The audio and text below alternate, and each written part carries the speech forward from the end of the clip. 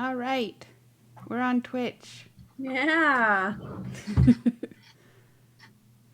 Exciting. Mm-hmm. All right. Hello, everyone who is joining us on Twitch. In case you're worried, we're going to spoil Season 2 of Amber Clave for you, which is coming out right now on podcast feeds worldwide. I'm going to pretend like we're worldwide at least. This is a new season where we're using the Numenera Discovery and Destiny rules. So we have new characters, and we hopefully won't spoil too much. We'll see.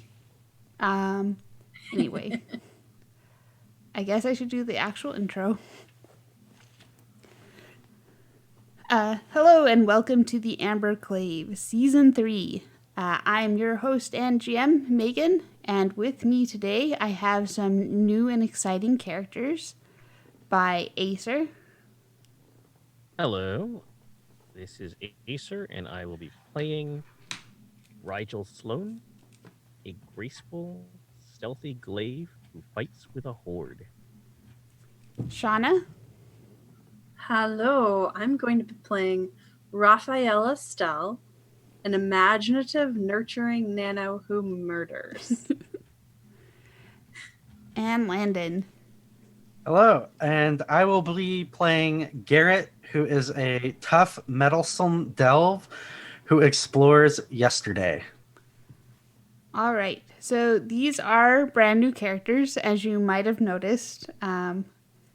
And we're going to start using the new Numenera Discovery and Destiny rules, which means there are a couple changes. We are going to go back to the more standard use of XP. So I'm not going to be uber controlling about how everyone levels up anymore. And we'll see how that goes. Probably better. And the main rule difference for Numenera Discovery and Destiny that you're going to see in play is there's now player intrusions, which means they can spend XP to change something in the world. Like, maybe there's a rock someone trips over in a fight or something. There's better examples in the book. That's the only one I remember. Realistically, we've been doing this sort of thing. It's just that there wasn't a mechanic for it. Yeah. Mm-hmm. I don't know. I don't think I have any other exciting announcements to start this out with. So we'll start in the city of Kai. The three of you are all members of the Amber Clave, which is an organization that is working to preserve and protect humankind and the Ninth World. And you have been members for a little bit of time. I don't know. You guys can decide if you've worked together before or if this is your first time. You're getting sent off on a mission sort of thing, so you can decide how well you know each other. Well, we're acquainted with each other, at least a little bit. So Yeah. I feel like we're not a brand new team. Now, Yeah. what do you guys think? Are we old pals or are we newly acquainted? I think we might have worked together. We certainly went through training together, I think. Okay. And maybe like didn't immediately get assigned to a knot, and we've just been working around Kai. Mm-hmm. Yeah. I think if anything, yeah, we've done training, maybe a few I wouldn't say quote unquote missions around Kai, but we've probably done a few things where we were kind of grouped together, but we hadn't been formally established as like, hey, you three are now like a specific knot to go out and do things. That sounds good to me. Yeah, we've been interning. We've just been gophers. We're finally getting promoted. I think that's kind of the thing is like when we were the people that like finished their training in Harmouth or whatever, they have a little more latitude to be like, okay, now you can go off on missions. But if you're like at the Amber Clave headquarters, there's probably a little more red tape, bureaucracy. Yeah. Things take a little longer to get going. You have some more stuff that you have to go through, hoops to jump through before they let you actually go out and do things because the Amber Pope is literally next door. So there's more breaking in time before they're like, okay, you're cool. Yeah. There's no comfortable swing chairs in the orate's office. Oh man, Uh, that's the worst. Yeah. She has the orate here. He has those chairs that are really really uncomfortable Yeah. and make you want to leave his office, but you can't until he's done with you. are they like old school classroom chairs? Yeah. Yeah. That weird, like, plasticky ceramic. Yeah. They're like it's molded to fit one person in the world and no one else. Nobody else. Yes, and they must have had like really thin legs and Yes. and like a really substantial bottom. Yes.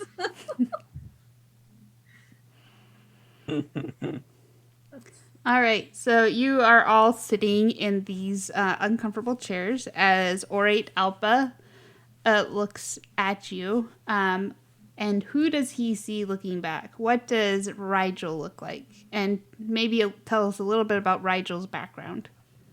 So Rigel is actually from the Mahal Shards. He has been in cavalry service for quite a while. He was a cavalry scout on the southern edge of the Steadfast.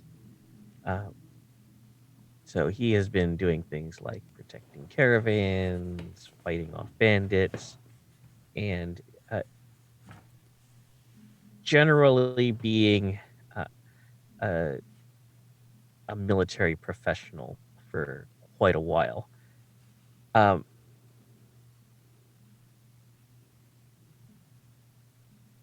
He is from the Pitheran Empire and still has pretty solid connections to home. Still writes back to friends uh, the at his old post, but he joined the Amber Clave because he believed in its mission. Encountered some people from the Amber Clave who were very open about wanting to protect everyone in the Steadfast and everyone in the Ninth World. He has a sort of rough, weathered skin, dark brown hair, but it's sort of, he's out in the sun so much that it's probably been a little bleached. His he tends toward wearing like beast hide armor because it's protective but quiet, and he has a lot of weapons on him. Wonder the chair is uncomfortable. It's creaking quite a bit. All right, how about Garrett? All right. So, I think Garrett, the way he looks, I'm still trying to coming up with a decent image in my head, but for the most part, he's actually kind of on the shorter side. He's really like a Mako. My previous character is like 6 foot, and Garrett is 5'5". And as far as his kind of build and frame, he's pretty fit, but he's not like some kind of muscle beef boy. He's a little more on the speedier side of things. His hair is short, and just because it's the ninth world and things are weird, his hair, as far as his color, it's not like a typical color you might think of now. It's not like a dark brown or blonde or anything like that. Whenever he was doing his delving thing and going into some ruins and exploring, he triggered a type of trap, but it was so old it wasn't the most effective thing, and it didn't necessarily kill him. But what it did do was kind of alter the way his hair grows. So the roots of his hair are like deep purple, and as it kind of grows out, it fades into like a dark blue as the hair gets longer. But he keeps it pretty short. Except for on his left side, it is a little buzzed closer to the skin, just because it's kind of like not really scarred. It just takes the left side a lot longer to grow because that's where the blast hit him from that little cipher thing. His eyes are blue. He wears kind of some tight leather armors because of how he tends to be the one that's always kind of crawling through tight places and looking for stuff to create iotum from the Numenera and everything. He tends to keep things pretty tight as opposed to loose because it can snag and hang and might cause him to get stuck in a duct or something he might be trying to squirm his way through. And friction reducing gel doesn't grow on trees. Exactly. Wow, that's an old. It's an old throwback there. As far as kind of like connections to the party, he currently believes that Rafaella, is that right? Mm-hmm. That's how it's saying it. Rafaella has knowledge of a secret knowledge of a lost city. It's up to Shauna whether or not that's true. But Garrett, at the moment, he believes that Rafaella knows this, and he's kind of intrigued by trying to figure out if this city is out there because, hey, it's stuff to salvage, something to explore. And as far as why he joined the Amber Clave, I'm still kind of working on that, but at the core, I think his family had fallen into some hard times and ended up kind of accruing some debt. And Garrett just kind of figured out that, well, he had heard that the Amber Clave kind of like goes out, explores places and everything like that to try to help people, but they pay pretty well for the ninth world, at least. How's their health plan? And so Garrett ended up. Sorry. Their life insurance is also very good. Yeah. So Garrett ended up approaching the Amber Clave and joined and kind of worked his way up to where he is now. Even though his family at this point is no longer in debt, between Garrett working and sending off some money and siblings I've probably yet to come up with names for, helping the family out. But Garrett decided to just stick with being in the Amber Clave because it does kind of give him the availability and everything to see some new places and explore things that maybe have yet to be explored, or maybe they were explored before but not as well, and he can find something somebody may have missed. All right. And what about Rafaella? Rafaella is currently sitting in one of these uncomfortable chairs, and she is very short. She's around 5'2".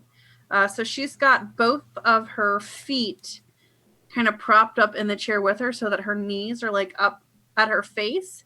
And she's got a notebook resting on her knees, and she's just like scribbling away as we wait for this meeting to start. She has dark brown, kind of loosely curly, wavy hair. It's half up in a bun. It looks kind of messy. It looks like she has a spare pen stuck in the bun. She's got a couple small hoops on one of her ears. She's got tan skin and freckles across her nose and her cheeks. She's wearing all black, no armor, just black leggings and a tank top and some pretty nondescript boots. But she usually has a scarf or a shawl of some sort to add a little bit of color and also to cover up if she needs to hide her face. So right now she's got a green scarf wrapped around her neck. She grew up in the Beyond. She was raised by a group of Aeon priests in the Beyond, which is the sort of the uncivilized area outside of the larger countries. She grew up in a small village outside of a city called Uxfan. And at the age of 22, the group of priests that she lived with told her she had to make her own living and told her she had to leave. So she joined the Amber Clave looking to experience all of civilization and explore and to be able to write better. What's her current body count? Say what? How many people have you murdered? Me? You, Shauna. I gotta tell you, body count means something very different with the kids these days. So it's like,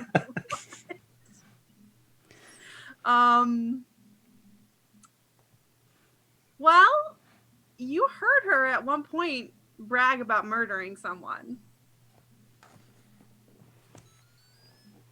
Probably the night we finished our training. We all got a little Yeah. a little excited and celebrating our graduation. And you actually, both Garrett and Rigel heard, I almost called her Jessamy, Rafaella bragging about murdering some higher up in the city of Uxfan. Hey, they had it coming. Well, they totally did. It's a very corrupt city. But that might not be true. You don't really know. It got Rigel to buy you a drink anyway. Yeah. I don't think you gave us your connection to the party, Easter. Actually, Rigel is pretty sure that Garrett disapproves of his military career. He probably does.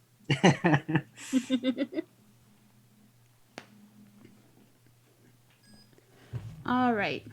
It does not stop Rigel from telling a lot of stories about fighting bandits. Oh, by the way, Megan, since I am a stealthy glaive, I'm going to trade in my shins for a knife. Knife? Yeah. All right. Which has been used to slash some throats. On the way in, he just won't stop slashing throats. Yeah. Had to fight our way to the office for the meeting. Like, Rigel, we're gonna be late to the meeting. He's like, I can't stop it.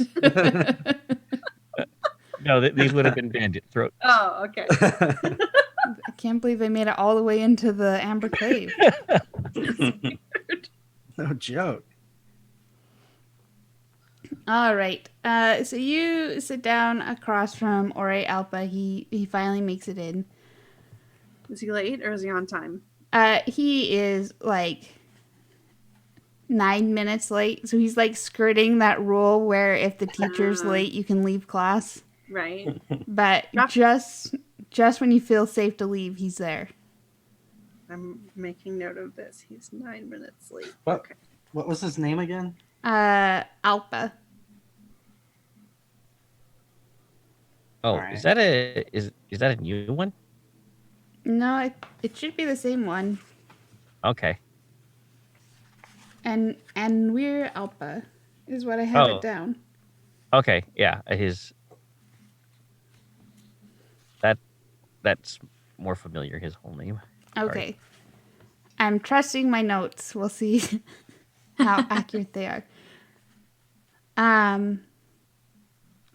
It says, sorry, I've been having some problems in town recently. I know you've heard about this whole plague thing that's going on, and the knot that's been investigating it. It's a mess. But you are a new group, and I am going to need something different from you. That same knot, there's been a bit of a mess. Sorry. Did you hear about the new volcano off the Rascal Caves? Did we? That. Wow. Yes. That doesn't happen a lot, does it? I mean, No, volcanoes aren't usually suddenly there. It's more of a... It was a special they case. were. I was thinking of maybe it'd be safer back on the plains. I mean, someone really powerful had to do that, right? I suppose you could put it that way. Not here in the Amber Clave decided to use a cipher that creates volcanoes to solve a problem, to destroy a very dangerous machine. This isn't a condemnation of what they chose to do.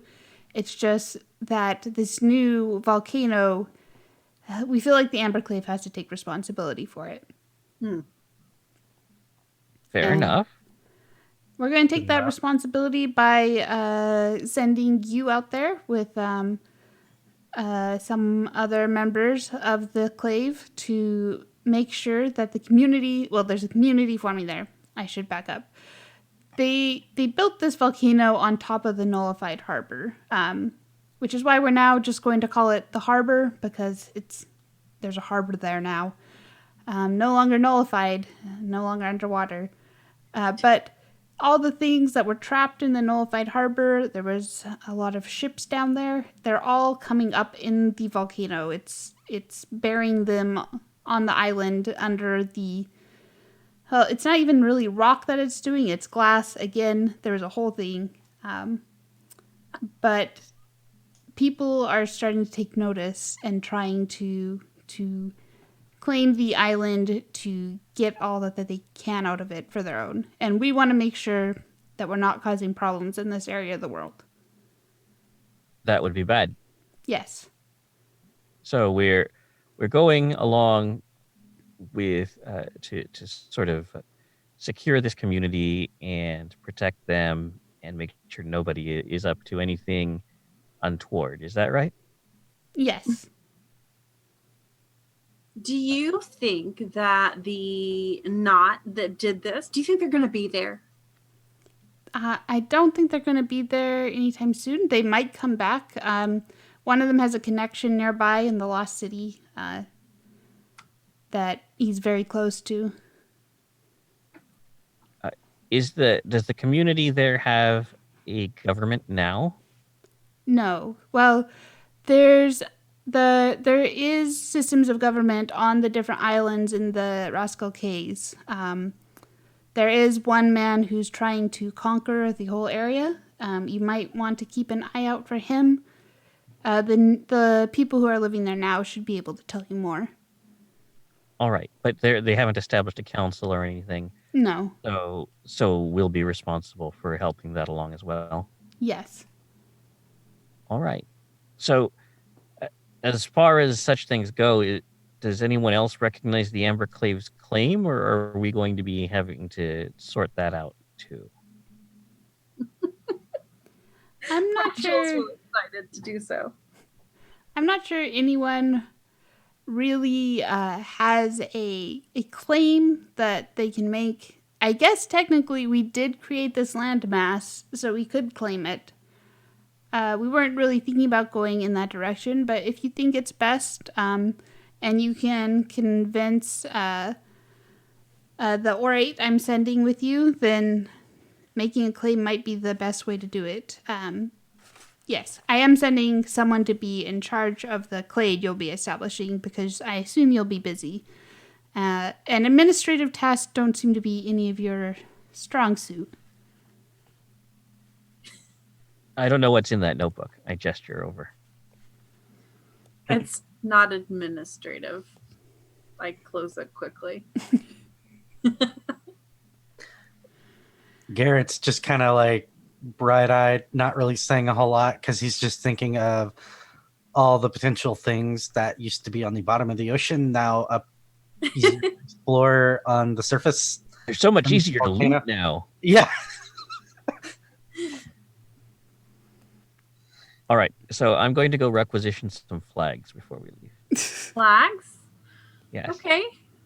Also, a very large pole. There is a submergene waiting for you down at the docks who can take you out there. And we'll have some other people who are headed to the new island to help with the community there. Supplies, other essentials. The new orate Andira Chell is who we've decided to send. You're a shell? Yes. Okay. And orate Chell you'll be reporting to, but you're also going to be acting as her left and right hands, I suppose. All of her hands, taking care of everything she needs taken care of. Left, right, and center. Gotcha. Does she have a sister that runs a shop in town? I wouldn't know. Megan definitely isn't using any names.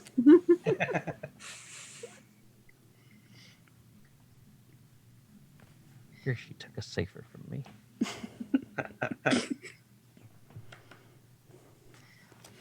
Any questions? We can make sure you're outfitted with anything you need before you take off. We don't know that much about the Rascal case other than what's been reported back to us recently, so you're really heading into unknown territory for us. So there's a community there now. But how civilized is this area that we're talking about? Is there going to be an inn for us to stay at? Or do we need to bring like hardcore camping gear? Some good camping gear might be good. Was that included in the supplies that have already been assembled? Well, mostly what we've included is equipment to build houses. Okay. Well, we should probably acquire some camping gear for the first few days then. I have some experience in this area, and I'll be sure to consult with the orate before we depart. All right, excellent. I hope to be receiving some good reports back from you. Please don't make any new volcanoes in the area without consulting with Orate Chell first. This was already hard to explain to people. I'm sure it seemed like a good idea at the time.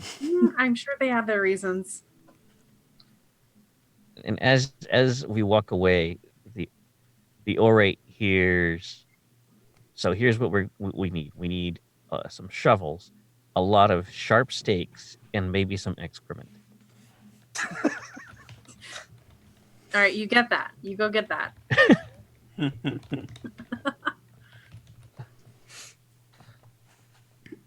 I guess we could head down to the submergene then and Yes. gather the supplies. Yeah, Garrett's gonna swing by his room and gather most of his packs and stuff that he has. Yep. All of us show up with the same explorer pack. It's kind of awkward. Yeah, because They're Luckily- also pretty new. Luckily, it's got that like Velcro thing on the side, so you can put like your name tag on it. Mhm. yeah, I like to think on my stuff that being an explorer of yesterday, I have a bag of excavation tools. That's cool. So I kind of think they're probably something that can kind of be folded up in such a way that they carry in a decent pack, and it's not like some huge bulky thing that I'm constantly carrying around. And that was the weird thing too. I've got a bag of excavation tools, but I can't find anywhere where it says exactly what's in it. So, Well, I assume then whatever you want to be in it is in it. So a vac hoe, naturally, right? yeah. High powered drill. Yeah. So maybe some, some TNT. Mhm. Yeah, there's at least a crowbar in there. Yeah. So the excrement we can produce on site. Am I able to requisition like a couple of crates of like shovels for building entrenchments, that kind of thing?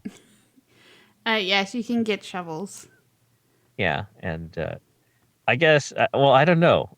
It doesn't seem like if it's just a glass volcano, there won't be any trees to cut down to make stakes to put in the pit traps. Can I requisition some like cords of wood? They're hoping that you'll trade with the nearby islands and establish relationships for things like wood. Okay. But they'll give you like the basics. All right. I'm also going to, before we head off, pick up a couple extra buzzer magazines if I can. Yep, definitely. Which, for my weapons, I've got a quarterstaff for my. That was the weapon I chose at character creation, but tough allows me to carry an extra light weapon, and that's how I got the buzzer. Okay. So do you use the quarterstaff as like a walking stick, or like a hiking stick as well? 10-foot pole. Well, it's like I was going to talk to Megan. I couldn't really explain the quarterstaff in my head the way I wanted to without it being coming across as like some artifact of some sort, which I didn't want. But I was thinking that his quarterstaff, it's kind of like a clear synth tube with almost looks like some glitter inside, but it's like nanites. And so whenever it kind of gets damaged, given enough time, it'll still grow back into like this perfect quarterstaff. So it's not like if I did something stupid where I broke it in half, one's going to stay just a half, but one piece of it will go back over time to being back to a full-blown quarterstaff. It's made out of wormwood. Yeah. Actually, it used to be something like a containment material for something very volatile, and like, well, it's a stick that you can hit things with. Pretty much. Ninth world. This was like a miracle of like material science in like the seventh world, but now we hit things with it. Yeah. All right. Oh, what weapons does Shauna? Excuse me, not Shauna. What weapons does Shauna have? What weapons does Rafaella have? Rafaella has a dagger. Oh, that was short and sweet. That was short and sweet. She's a nano, so she primarily uses her keen mind, aka onslaught. And I have this cool ability that gives me a free level of effort whenever I spend to use an intellect skill. So since I have to spend to use onslaught, I'll get a free level of effort basically every time I use onslaught. Nice. Nice. Pretty cool. Well, not every time. I think it's I'll have to double check, but I have that going for me at least some of the time. Take care of the dice problems. You have a keen blade and a keener mind. Yes. Yes. So I've taken the opposite approach. So I have a crank crossbow. I still have my shard scimitar, a dart thrower, and a knife. No keen mind for you then. I mean, I'm sure there's a keen mind in there somewhere. So yeah, but I'm a pretty big guy, but I'm quiet, so that's where the stealthiness comes in.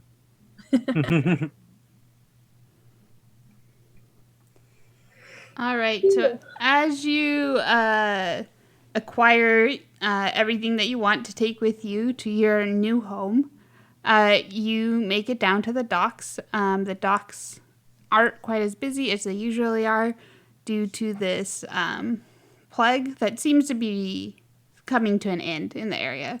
You haven't dealt very much with it, but it's been a relief to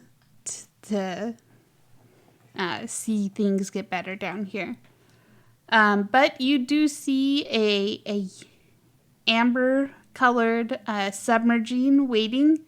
There is an octopus waiting by the airlock to enter it, waving at you with a mechanical arm as you make your way to the ACS adequate. Yay! Awesome. Rafaella goes skipping towards it. Hello. Hello, I'm Karenin, your submergine pilot. Karenin. Nice. Never been in one of these things before. Did you choose the color? No, it was this way when we found it. Or they found it. Who's they? And one of the knots, I don't know if you've heard of them, Jessamy, Korshin, and Mako. Oh, that's right. I think they're the ones that made the volcano we're about to go exploring on. That's them. I worked with them for a while. Nice. Are you going to be joining us on the expedition? Well, I've been helping out the Clave by doing a bit of piloting for them. So I will be taking you and everyone else to the harbor.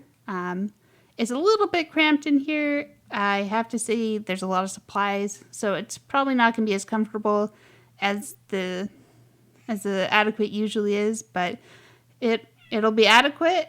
And he winks. That's all we ever ask for. Rafael's like, so you knew them? Yeah.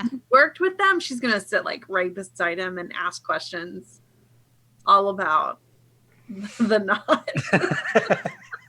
So the pre-flight checklist gets ignored as he is extra happy to tell you all he knows about his best friends.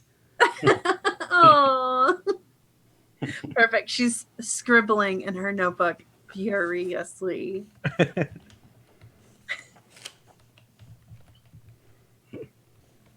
The apothecary is kind of weirding me out.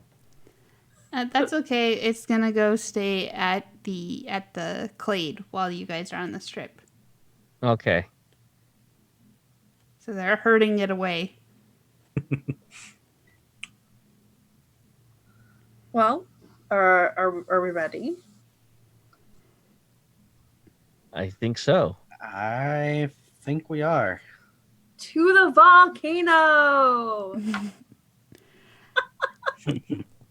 So there are other people who are on the adequate with you. There's Andera Chell, who is a medium height woman with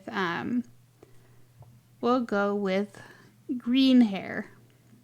Nice. She has some like plant-like tattoos on her arms where you can see them. There are a couple other people. Some of them look like laborers. Some of them look like a maybe a blacksmith or a soldier or two. Rigel, you do recognize one of these people. He was in the Mahal Shards with you. Hey, Crix, what are you doing here? Oh, I saw the job offer. Go see new places, defend new people. I thought I'd take them up on it since I knew you'd join the Amber Clave. I figured they were trustworthy. Oh, yeah. Well, I guess you have the easy job then. I don't know. I'm going to have to be watching your back. Seems like a hard job to me. Yeah, you know how it is. There's never any sort of trouble I can't somehow find my way into. And you have a real ugly back. Yeah, well, you know, you get used to it. I'm sure, you have in the past. I suppose so.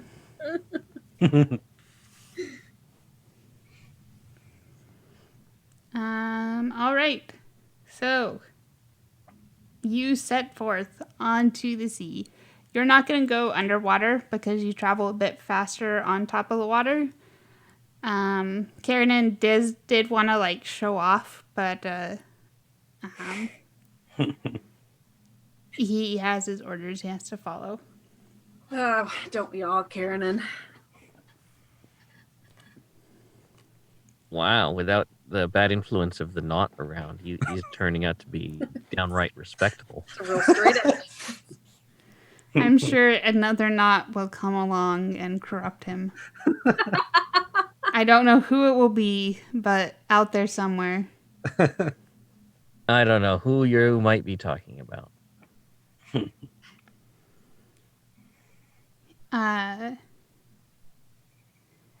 He does want to show off to Rafaella, though.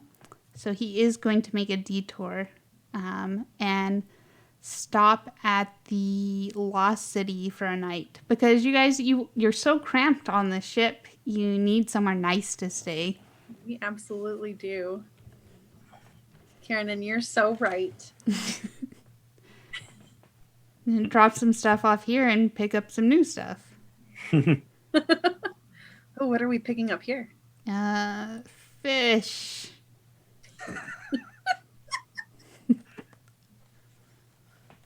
All right, more fish. Food ration. Excellent. Any reason for a detour? So they will put you up for the night. There is a knot here. They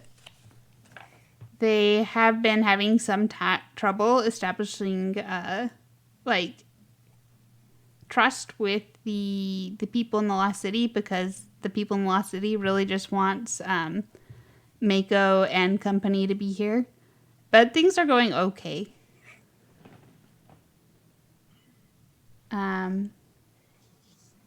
You do get to meet Glorina. And she says, Karanon tells me you are headed to the harbor. Yes. That's correct. You know anything about it? Yes. Well, I spent a lot of time there once, back when it was the Nullified Harbor. I do have something that might come in handy. I know that most of the local plant life was wiped out by that glass plague that the Convergence was creating there. But Mako did take a bunch of samples, and we were cultivating some of them here if you want to try to take them back with you and reestablish that local habitat. Yeah. That sounds very prudent. Seems like a good step in the right direction. So what kind of samples were these? There's clobsters. I need to find my notes. See, Needlefish? lobster, needlefish. There's a third thing. Well, and now they're also the stained crabs. Yeah, the stained glass kind of horseshoe crab things. And mantis crabs? Mantis Yeah, mantis mantis crabs. crabs. And then I think the other thing too, which wasn't from the area that I remember Mako wanting to try to cultivate in a tank on the submarine at least, was the Maruti. Yes. Uh-huh. So I think that's everything. So All right. Kiernan mostly unloads a bunch of stuff and then's like, here's our new cargo, and then loads it back in. So, And he's gotten real sassy. I wonder where he got that from. but then you like bring a bunch of new samples on board, so it's a little bit more stuffed as you make your way the rest of the way there. How does Orate Shell act to all this? She feels like it's a good opportunity to like check in with this not here, because they're gonna be like your closest Amber Clave contacts. Right. So she appreciates the opportunity to do that. She's a little more confused why Kiernan felt it necessary to stop here, but she'll let it go. He's the expert, so Is he now? he knows what he's doing. She hopes. Does anyone in the Lost City want to come with us?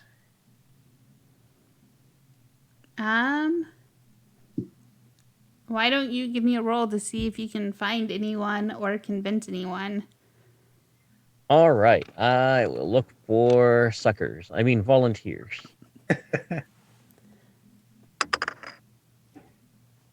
First roll of season 3. Is a level 2 success.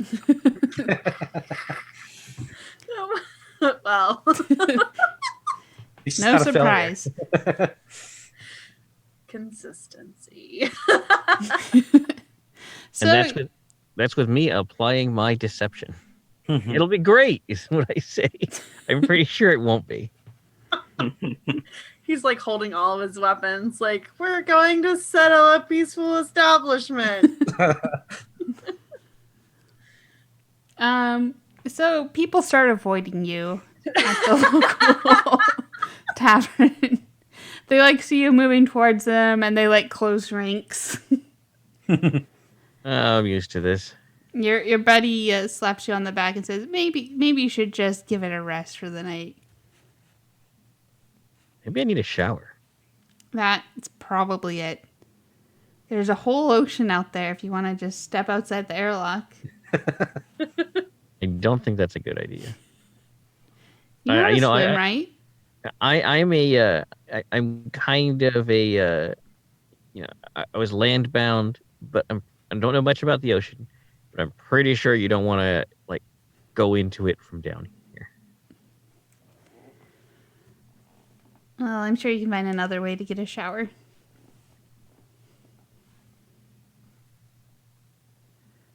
The adequate shower is filled with like crates of food. Yeah. No, but They there's do space, have right? showers in the Lost City if you do want to take one. I will take a shower. No one wants to talk to you still. All right. Well, at least now I'm clean. And that's a real good reason for carrying on to have stopped here. Yeah. I think Garrett is going to kind of like explore around the Lost City because it's a place he's never been. So he's going to try to just mentally kind of absorb everything about this place, people he meets, and things of that nature. Maybe try to. So we're staying in the Lost City for, I guess, like about 24 hours, right? Maybe. More like 15 or 16 hours. Okay. So I guess in that time frame, then, since it's not like, we're staying overnight, leaving next morning, he will try to, after being introduced to Glorina and everything,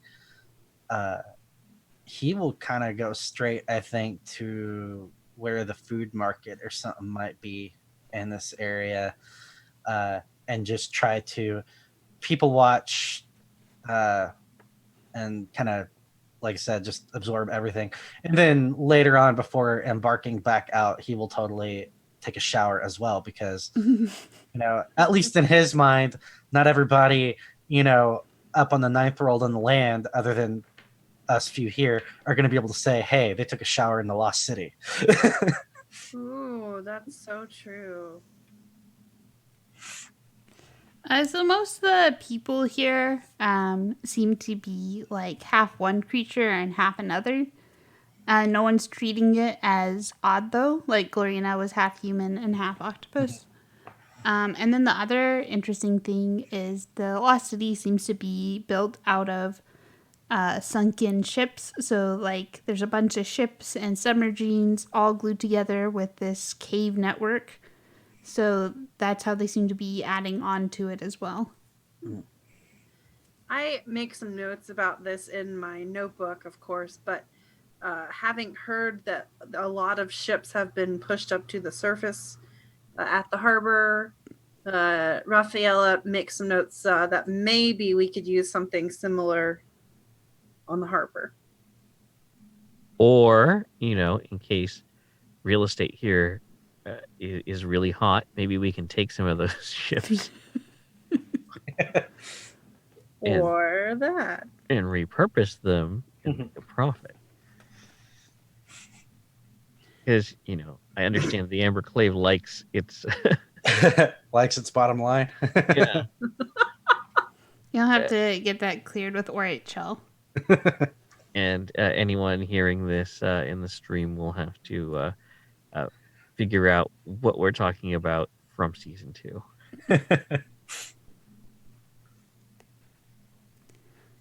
Alrighty. So you have a good night. You try some delicious new food. It is very seafoody down here. They have ample lobster supplies. And It's so fresh. yeah, fresh lobster, nothing better. And head back towards the surface in the ACS Adequate, headed towards the harbor. All right. Well, we're most of the way there. I'm pretty sure nothing can possibly go wrong. You spot in the distance the plume of smoke and ash from the volcano. It must have erupted somewhat recently, and you can see the other islands that form up the caves.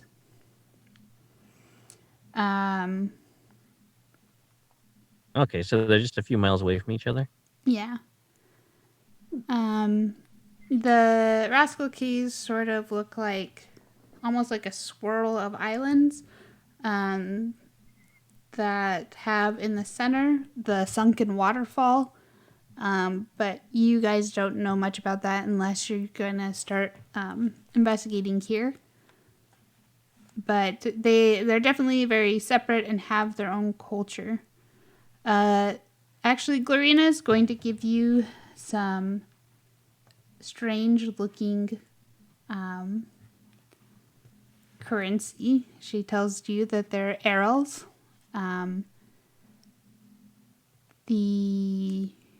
It's the official currency of the islands. They're dried living creatures that are collected by people near the sunken falls. Then they're dyed to this ochre color. And that they only are considered legal tender once they've gone through all of this. And they're only good if they're still alive. So most people keep tanks of them. So she gives you a small tank with a few of them just so that you can fit in a little bit when you get there. And what are these things called again? Airels, Airels.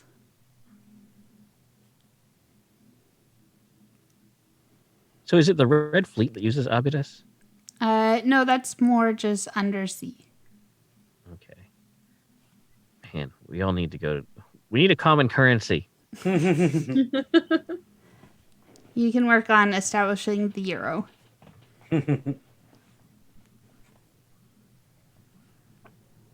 Felt like the sandwich. All right. Is there a number on how many, or is this just more of a token, a symbol of us? She gives you about 20 Airels. Okay.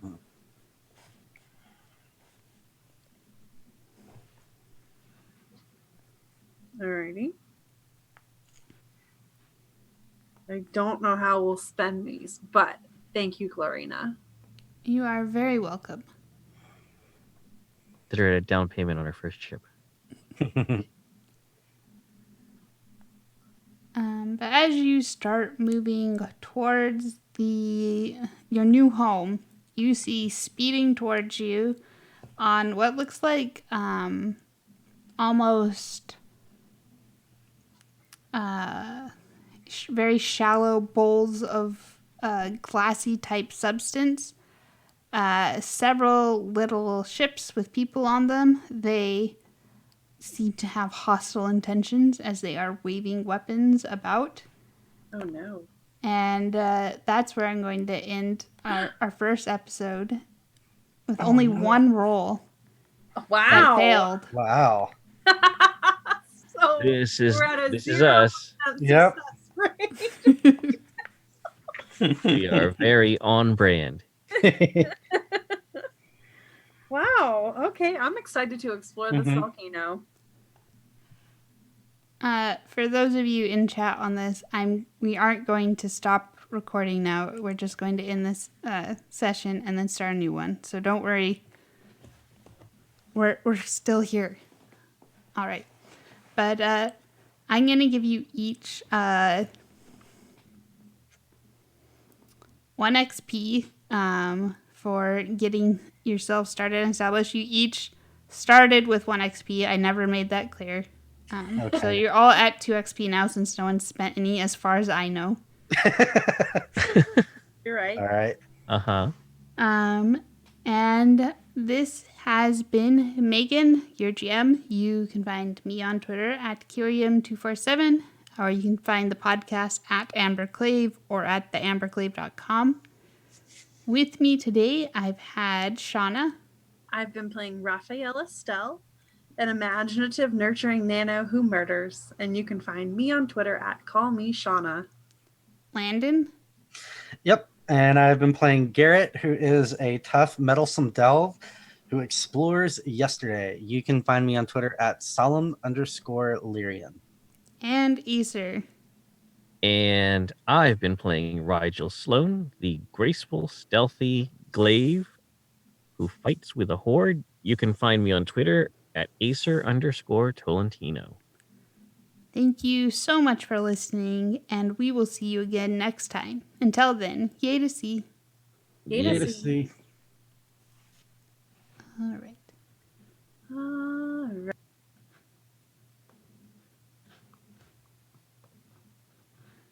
Yeah. Stop this recording.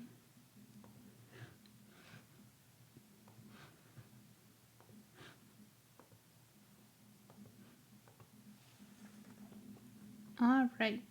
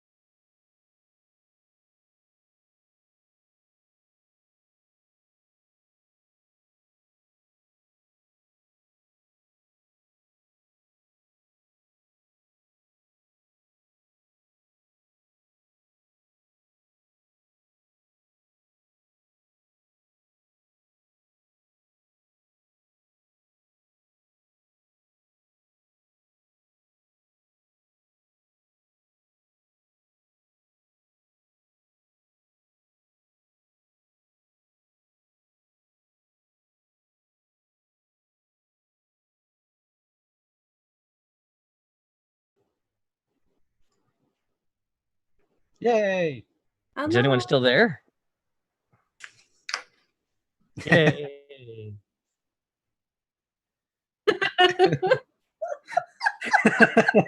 All Look, right. look, we're here. We're ready to interact with you. I put a weird cat face in the chat for you. Also, my cats that I tweeted about earlier being here are mad at me. So they would usually be right here. Yeah. But they're mad at me. So sorry. Dixie is prowling around behind me. Murdoch's, I think, behind the curtain creeping on the people at the pool. So. Oh my god! Wow, Murdoch. I mean, it's seriously, it's his favorite pastime. During the winter months, he doesn't really sit at the window or like the in the living room where the blinds are over the balcony. He doesn't hang out there.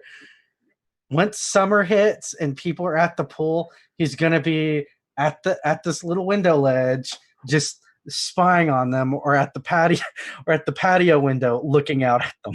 Wow. There are people here. Yay.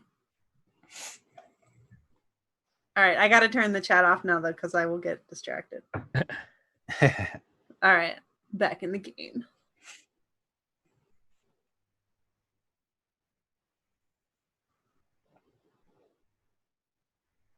Wow.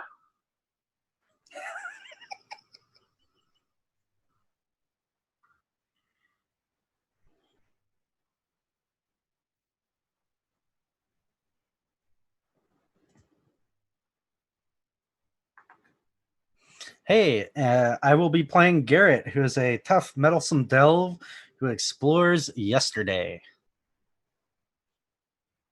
Hello, I am Rigel Sloan, the graceful, stealthy glaive who fights with a horde. Yeah, it took a lot of effort, not to say stealthy, impulsive glint. It's tough. Yeah, It's see, tough. yeah.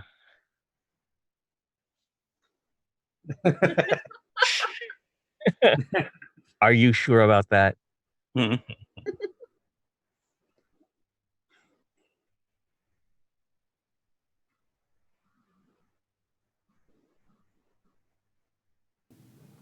There we go. Now I should be going. Just assume I was telling really, really funny jokes, everyone, and that's why they were all laughing. It's true. And Shauna. I was trying to remember if I'd introduced you yet or not. I'm here. We're professional streamers. Yeah, we've done this a total of 3 times. All right, cool. I'm here. Hello. I'm playing Rafaella Stell, who is an imaginative, nurturing nano who murders. All right. Apparently people still can't hear me. Uh-oh. Or maybe you can. Or?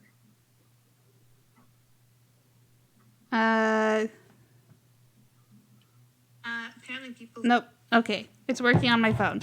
So that's weird. Sorry, everyone. I muted myself, and then I didn't unmute myself.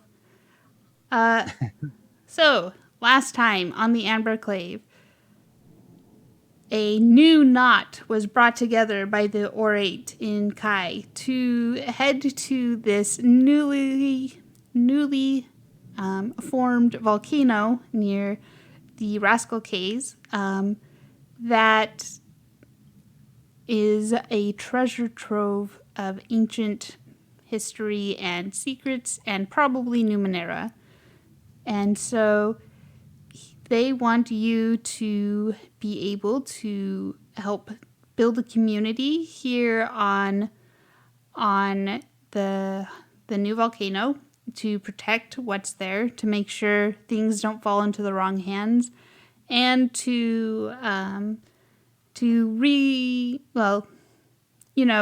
a suddenly appearing volcano caused some negative interactions with the locals. So maybe smooth things over a little bit. So the new knot headed out to the harbor in the ACS Adequate with old friend Karanon. Along the way, they stopped in the Lost City and met with Glorina and the Amber Clave that was there. And as they came into sight of their new homes, they were about to be attacked by a bunch of people on strangely shaped, I'm going to say actually what they look like is contact lenses that you can stand on. I think that's the best description. Oh, that's awesome. That have like little sails that are headed towards you. So we will start this episode, hopefully not with a bad roll again, Acer. Calling Don't you out. Screw it up. With initiative rolls. Oh, me. That's for me too, then. Don't screw it up, self. All right. Okay. 14. I got a 10, and I am trained in initiative. Shauna cursed me. Nat 1. Oh my gosh. I'm sorry. All right, Rafaella and Garrett, you get to go first. You hear the men and women yelling as they get closer to you. Give us your shins and we'll let you go free. You know, pirates? Yes. We're being pirated? Okay. I am going to. Well, we're in the submarine, right? Yeah, you have like the top bit open. Or there's the shipboard weapons, I suppose. There is a ramming nose, a water weapon. Pretty serious weapons equipped on that thing. Rafaella is going to pop out of the top. Looks like a cartoon in my mind, and I don't hate it. And I'm going to use Onslaught. Okay. Now I'm going to use the physical version. So I think the difference between that is just whether it resists DR or not, right? Yes. The mental version bypasses armor, but only does 2 points of damage. Right. So I'm using the physical, the ray of force from my hand. And because I have to spend intellect, I'm going to take my free level of effort to make that one step easier. And also I have an ability called surprise attack. And as long as I go before an opponent has acted, I also gain another asset. Awesome. Nice. So hopefully I will overcome any bad energy. I rolled a 16. Well, you hit. Okay, so that is 6 points of damage. It's 4 from the onslaught power and then 2 from my surprise attack power. All right.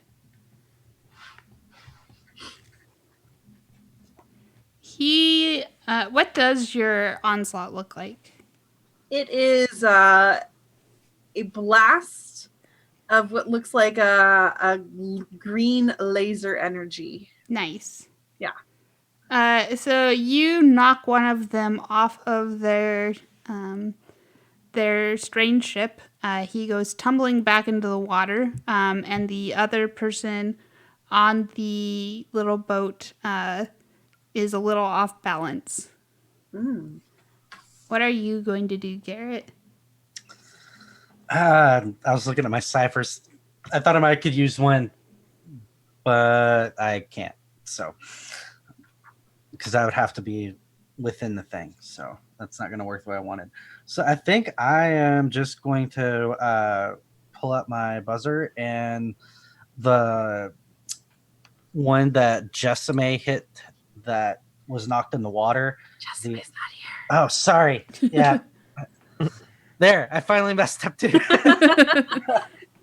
The one that Rafaella just hit that's in the water. I'm going to try to, I guess, shoot at the one that's driving the little contact lensing thing to try to knock him into the water too, I guess. Okay.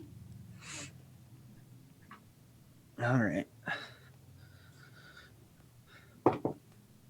And that's going to be a 14. All right, that will hit. All right. So 2 points of damage on the driver of that thing. All right. He sort of rolls back a little bit, but he doesn't seem to be as hurt. They are going to go from the other two little skiff things. One of them off each is going to jump up on the boat and run for the Easter, what's it called on the top of a submarine? The deck? No, the door. There's a door in the roof, right? The hatch? Yes. They're going to run towards the hatch to try to get down inside. That will take up their turn, and then the others are just going to fire their weapons and hit the submergine. It's completely ineffectual. They're just trying to scare you. Which I guess I should have you make a roll for. This is a resist intimidation sort of roll. All of us? Yeah. Okay. Wow. 17. 10? Okay. 11. All right, you're all fine. You've faced scarier things than these guys, and they're clearly not 100% sure what they're doing in attacking the adequate. The last guy will try to swim back towards his friend to get back on the skiff. And Acer, it's your turn. Or at least it's Rigel's turn. I will yell, "Hey, Karanon, try to run that guy over." And are they the ones on the hatch? Are they already in melee range of the people who have come up, or are they still at a few meters away? They're in melee range. Okay. So as they are moving forward to try to confront Rafaella and Garrett, I'm going to pop up with the crank crossbow and shoot one in the face. All right. And as I do this, I am going to yell. I'm going to yell at everyone who is topside, just pour it on. There's nowhere for them to run. And spend 2 points of intellect so that for until the next round, everybody can do +1 damage. Ooh. Nice. I'll put a level of effort in for damage, and I rolled an 11, and I'm at point blank range. All right, that will hit. All right, so I do 8 points of damage. Ow. You knock this guy off into the water. What weapon are you using? Crank crossbow. Okay, sorry. So your bolt sinks deep into his chest, and he gives a Wilhelm scream as he falls off into the water and dies. And then it is Rafaella's turn again. All right. Is Karanon going? Oh, sorry. Is Karanon going to act on my advice to run the other guy over? Yes, I suppose so. I suppose I could roll for Karanon running the guy over. He succeeds. All right. So there's some blood churning behind you now. Great. Now we have bigger predators to worry about. Chum in the waters. Yep. So Vehicular homicide. look, we're being attacked. This is self-defense. Self-defense aside. All right. So how many more are there? So there is 3 driving the little skiff things and 1 on the deck of the submarine, trying to get to the hatch. All right. Well, I got to take care of this one on the submarine. So I will try to use my physical onslaught against him as well. Okay. And I'm going to spend for a level of effort myself this time. It's not free this time. I rolled an 11. All right. That hits. Yes. Okay, so that's 4 points of damage. He grunts in pain as your green laser blasts hit him. Green laser blasts. I love it. How about Garrett? The one that just took the onslaught from Rafaella still moving, not incapacitated. Yeah, he's looking hurt and a little concerned that maybe attacking the submarine wasn't the best idea. Wait, how much damage did he take? 4? He takes 5. Oh yeah. He's still looking hurt, but he's looking slightly more hurt. Okay. Hey, I paid for that. Yeah. No, Yeah. You should get every point of damage that we get out of that. Yeah. So I think Garrett is going to go ahead and kind of clip his buzzer back on his little belt, and he's going to run at the guy that's still trying to get on the hatch, and just bring down his quarterstaff across the guys. Like the way I envision it in my head, I'm coming up behind and full force driving down the quarterstaff so that it's like lining up right on his spine the way I hit. Okay. So, and I'll go ahead and I'll do effort on this for damage.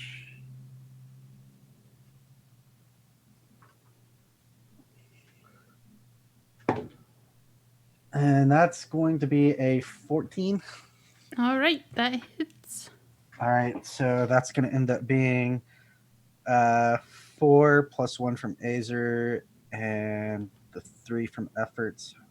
8 damage. All right. Oh. You feel his spine crunch under your quarterstaff. And you sort of like drive him down into the lip of the hatch too, so he's like crunched from both sides a little bit. And he topples off the adequate. And it's their turn. These 3 little skiffs are going to run away. What are you going to do, Rigel? Well, it seems like a perfect opportunity for a little target practice. You can't pass up the opportunity to practice. That's how you get better. Yeah. So I'm going to put a level of effort in for damage. Okay. And spend a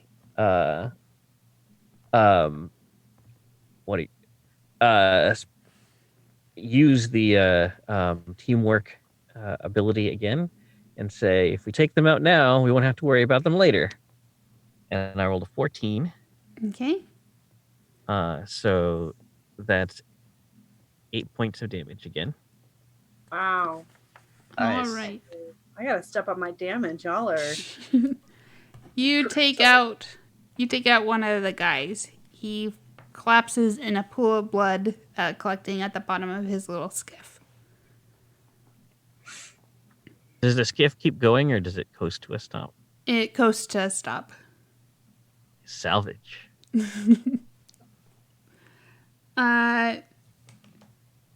Then it is Rafaella's turn. So they were driving away from us, how far away did they get? They are in long range. Okay, I actually don't have any way to reach them long range. So I will dock down back into the ship and I will ask Karen hey, how do I turn these ship weapons on? Karen is more than happy to tell you. According to my notes, so you have the water weapon, and then you have some detonation ciphers that you have on the front. Okay. You can figure out where those notes went. Yeah, I think. Just had them. Yeah, I think on the detonation ciphers we had one mounted on the front and one mounted on the back. Yes. Yeah, we just had cipher. We just had like a basic launch tube system installed while we were in Marinol. Yeah. Well, I want to try to use that. All right. It's good to practice that. Yes. Actually, speaking of practice, is there a way that I could I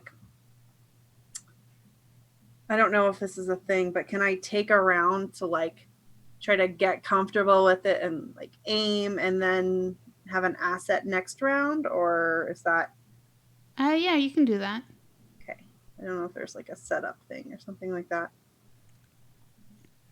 That's what I'm going to do. I'm going to take a minute and get the weapons fired up and aim. Perfect. All right. Garrett, what are you going to do? I don't believe the buzzer clip has long range on it. So I don't think I have anything in my repertoire that could hit them either. Let's see. Is there a way I can aid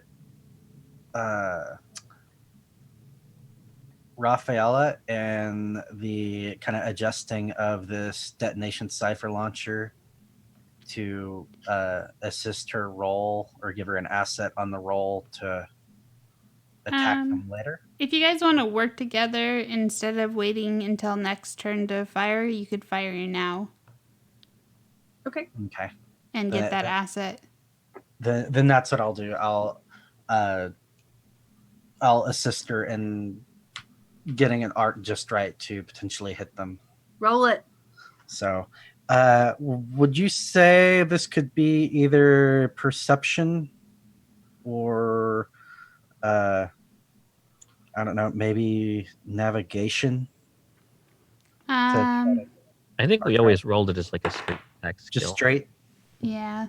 Okay. I can do that too. I don't know that an 8 is that great, but Well, you do have an asset. I tried. You have an asset from working with Rafaella, so you do hit them. Yay! And you see a little plume of water go shooting up as you score a direct hit, and their skiffs start sinking. They're no longer really there to navigate. Wow. Crap, guys. You don't think I accidentally made another volcano, do you? No, I think it's good. Okay. I don't know. I just saw that plume of water, so I don't know if I did something I wasn't supposed to. Just always worried there's going to be another volcano. We were specifically ordered not to create any more volcanoes. That's fair. All right. He's still running away, so it's your turn. Rigel, what do you want to do? Rigel. Okay, so there was one more left? Yep. Okay. I will try to shoot that one, and I will just go ahead and roll spend effort for damage. With a 14. 14 hits. 7 points of damage. All right. You take down the last skiff. So there's two that are sort of floating around. as Well, these guys failed to get your shins. let's go collect those. Yeah. These little skiffs look like they could be useful in island life. Also, Fall did in any of the center of it? It's like an umbrella. did any of the bodies or any of the bodies recoverable? The two you shot are that were driving. All right. Well, I guess let's go see if we can figure out who these people were, Okay. and we can take their shins. Karen, pull over there. All right, Karen will park the submergine as you sort of tie off the two skiffs to be towed behind you. The men are dressed pretty similarly. They each have a sort of club-like weapon that seems to be made out of a femur or some sort of other bone with spikes attached to it. Oh. They have some fairly crude crossbows that they were shooting at you with. But one of them does have a cipher that he is using. I should have opened the tech compendium, but I didn't. So he has what's a cipher I know off the top of my head?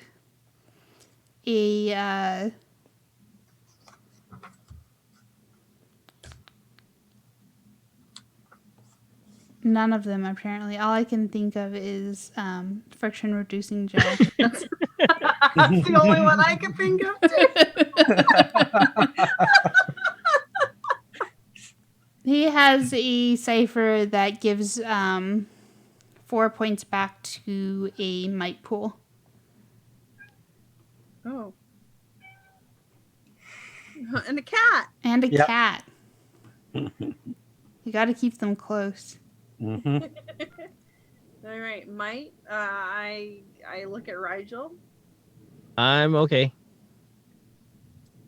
I'm all right. Let's just bit in the community chest. Okay.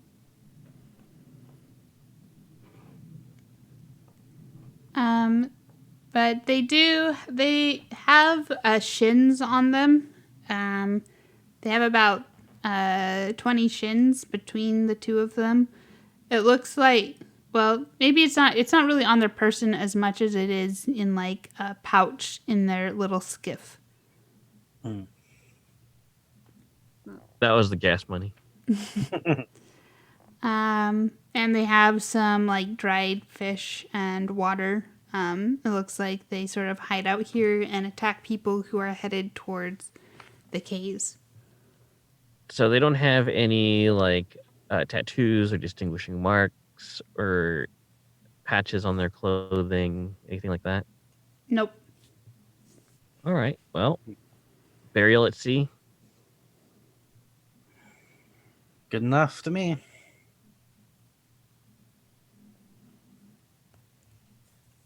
So long, and thanks for the fish, I say, and push them over the side. I thought you didn't like Douglas Adams. I don't, but couldn't pass up the reference. All right. So you make it to the harbor, and your first view of it, it's pretty stunning because it doesn't look like what you usually see with a volcano. It's very transparent in some places, but there's a lot of impurities in it, and obviously things that have been trapped in this liquid glass flow that it has, rather than more liquid rock. I feel like the entire time I'm describing volcanoes that Shauna is secretly judging me. I am totally not judging you. Oh wait, Not so a volcano expert. I do have to ask. I mean, if you look at it from the right angle, or maybe it's the wrong angle, does it look like a lava lamp? And look, as a geologist, the answer is yes. Yes.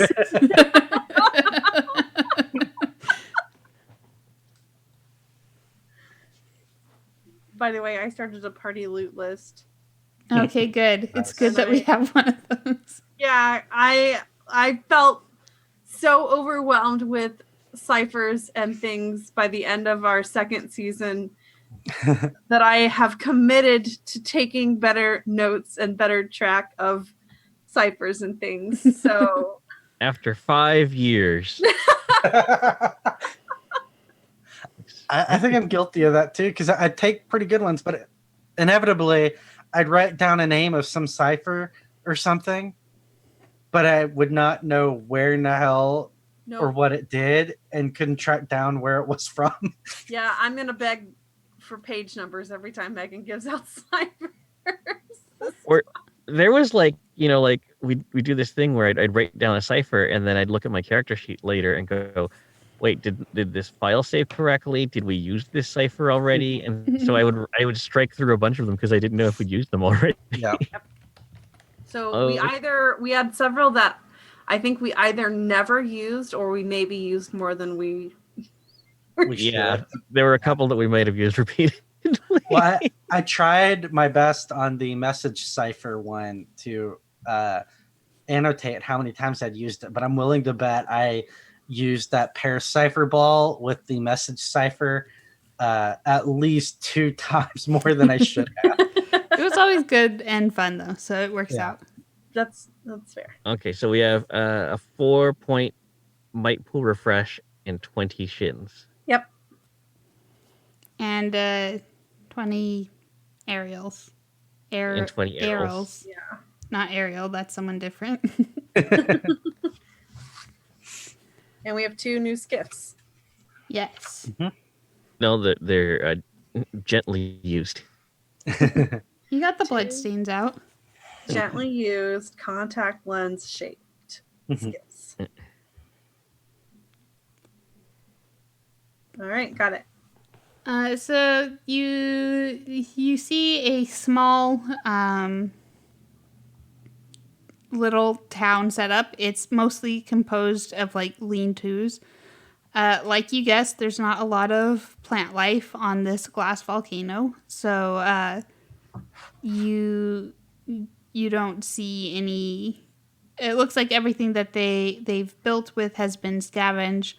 Maybe some of it looks like they've pulled up parts of submarines or other ships to create lean-tos, but they're definitely going to be happy for your stash of supplies. Excellent.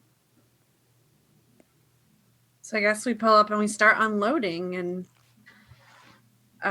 is there someone who's loosely in charge here already, or are we just coming in and taking over? How many people are there here? Or how many people are there here?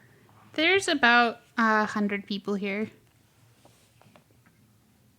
I wonder what motivated them to come live here. There was nobody here. Hey, do you guys see that volcano? Yeah. Let's go live there. Well, apparently there's some guy trying to take over those islands over there, so maybe they were thinking that he wouldn't follow them here. Yeah, maybe. Also, there are people that apparently like take people's femurs and turn them into clubs. They probably wanted to. Yeah. I wonder if these guys know anything about them. Probably. Is there an actual usable harbor on the coast of this island, or is it just called the harbor because people thought it was funny? I'm going to go with option B, because that is why I named it that way. Okay. So, order of business, eventually blast something in the side of the island so that there's an actual harbor. Because it's actually really important when there are like storms and things. You want a place where your boats won't be dashed to pieces on the coast. All right. You can keep a to-do list. There. To-do list. Create a new volcano is on the not to-do list. That's the only thing. You can do it. You just have to get permission first.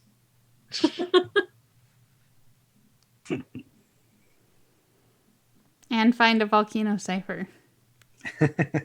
Yeah, strangely, They're all missing from this world now. Like there's someone in control. So there is a angry looking man who is walking towards you as you disembark. It actually works out really well that you have those little skiffs to bring things ashore. Mm-hmm.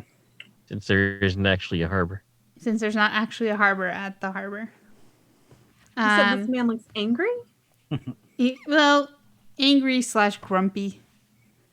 He has white hair and sort of olive skin. He's also kind of weather worn. He holds out a hand and says, "I'm Fecton Hayes. I'm mayor of this town." What's his name again? Fecton Hayes. Fecton Hayes. Fecton Hayes, it's nice to meet you. I'm Rafaella Stell. I'm here with the Amber Clave. We're here to help you all set up your little community here. I heard you were all gonna be coming out here, but didn't think anyone would actually show. Well, this is something that the Amber Clave takes very seriously, and we're responsible for having brought this into being, so we want to make sure people are safe.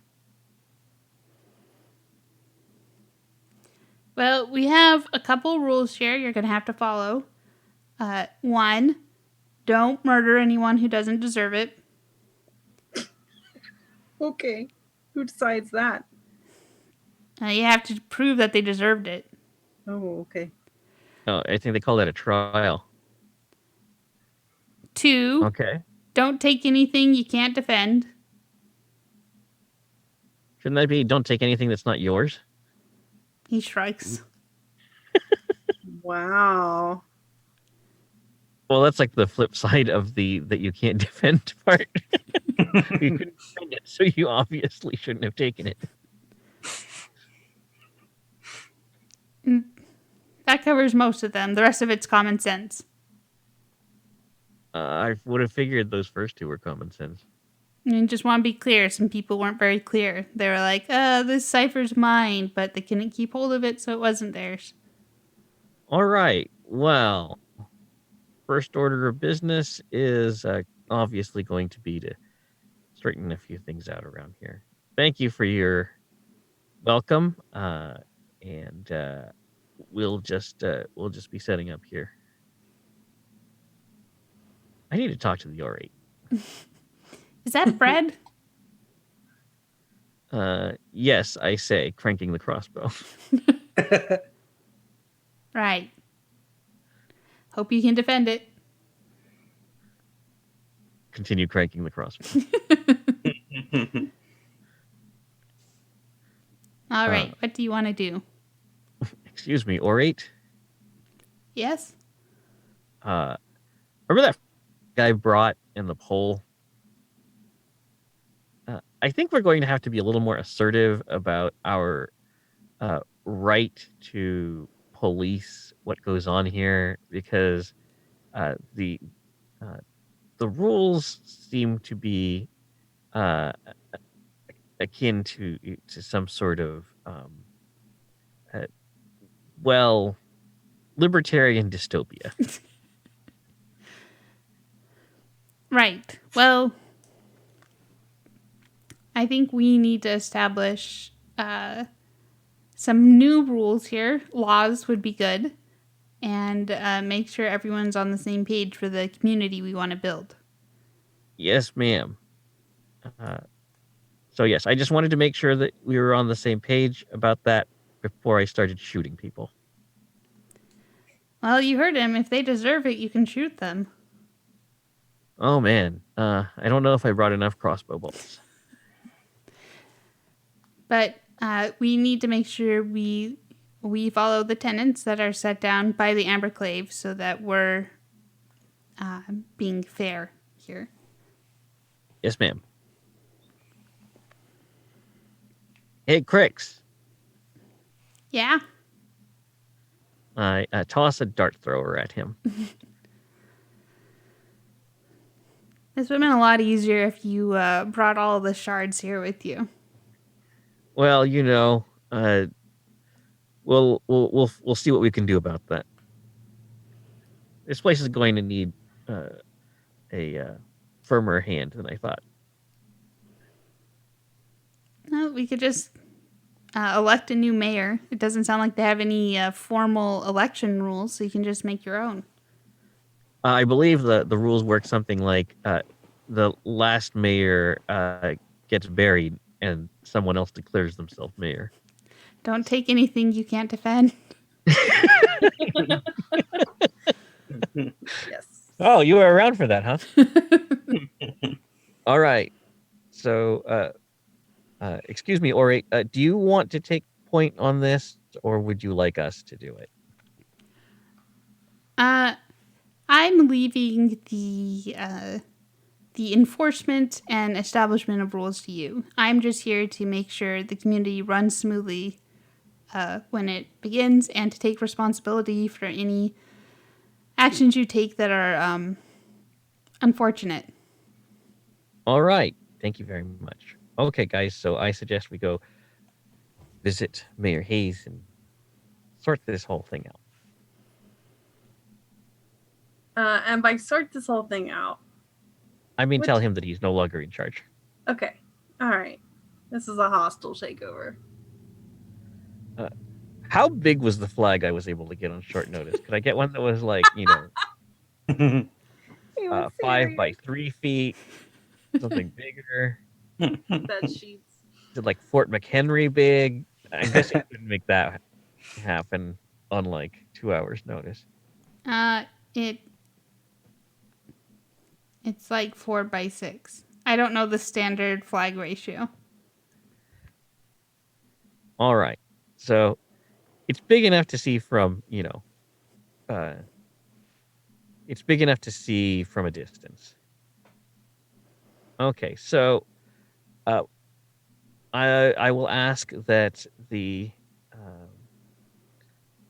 workers continue to offload supplies, and that Crix keep an eye on things with the dart thrower.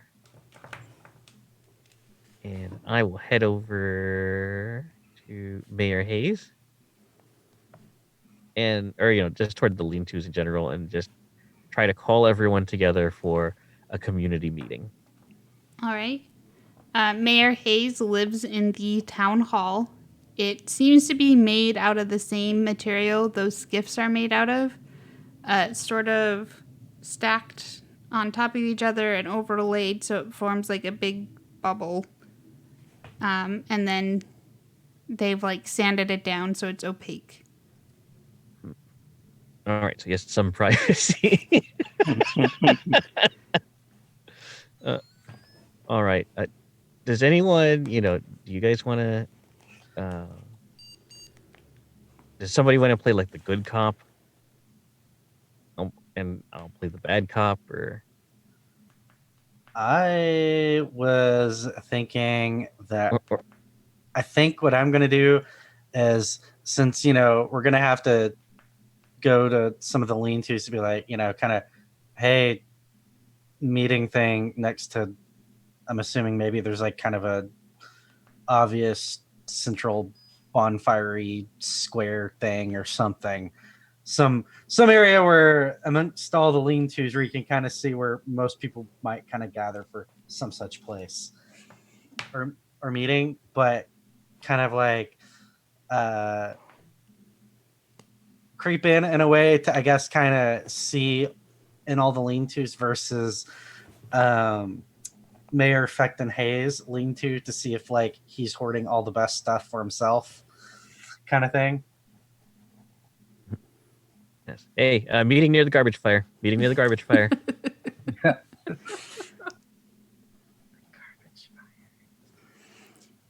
So, Rigel, tell me, is this a hostile takeover?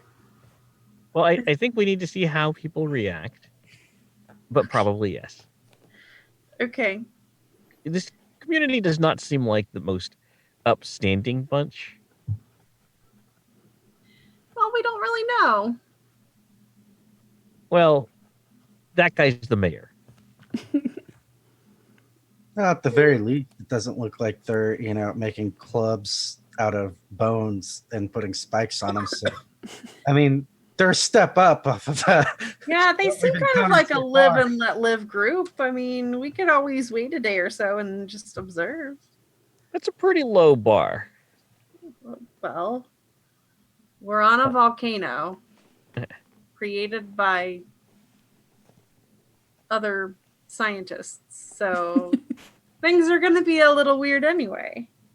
Right.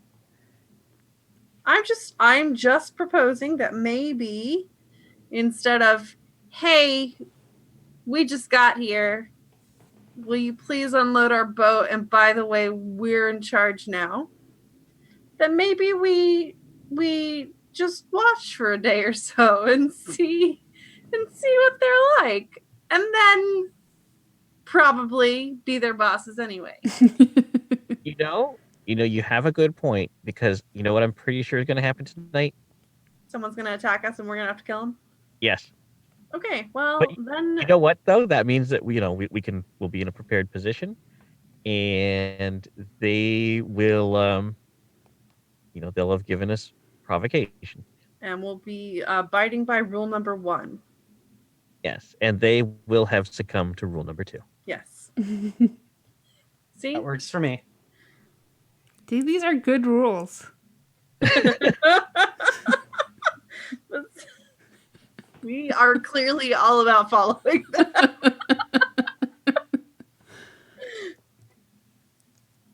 All right, so we unpack our stuff, or we unload the submarine. All right. So Indira is going to have you set up a little bit away from the little town, which does not have a name. I'm surprised you didn't name it Hayesville. It just changes every time there's a new mayor. It's like Leningrad. I guess St. Petersburg now. I don't remember which one is which.